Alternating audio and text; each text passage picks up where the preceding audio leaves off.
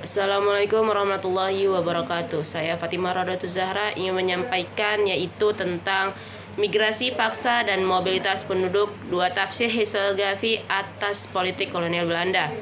Yang mana judul ini membahas bagaimana pada masa kolonial Belanda berpindah penduduk di Indonesia tidak terjadi secara alami, tetapi banyak yang merupakan hasil dari kebijakan politik kolonial. Di dalam judul ini ada dua konsep utama, yaitu migrasi paksa, mobilitas penduduk, dan dua tafsir historiografi. Pertama, migrasi paksa mengacu pada perpindahan penduduk yang tidak dilakukan secara sukarela.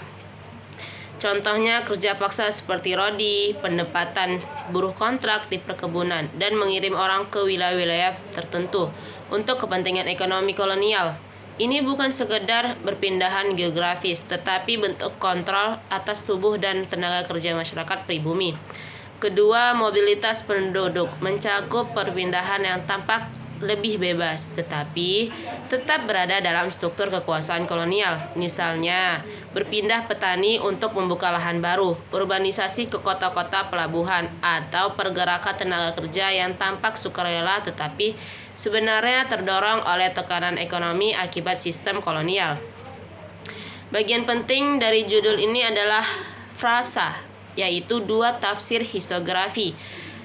Berarti kita membandingkan dua cara sejarah membaca fenomena migrasi ini, yaitu pertama tafsir kolonial.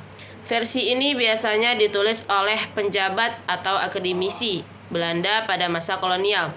Mereka cenderung menganggap mobilitas penduduk sebagai proses modernisasi, bentuk kemajuan ekonomi, atau perubahan sosial yang alami. Dalam sudut pandang ini, migrasi jarang diakui sebagai bentuk pemaksaan. Banyak kebijakan kolonial digambarkan seakan-akan memberi peluang bagi penduduk pribumi, padahal kenyataan banyak yang eksploitatif. Dua, tafsir Indonesia sententris atau pasca kolonial.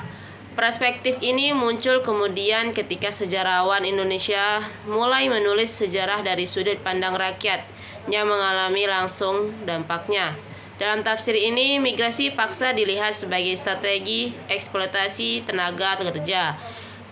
Kedua, yaitu mobilitas penduduk dianggap sebagai konsekuensi struktur ekonomi kolonial. Yang ketiga, kebijakan Belanda diakui sebagai faktor utama yang menciptakan ketimbangan sosial.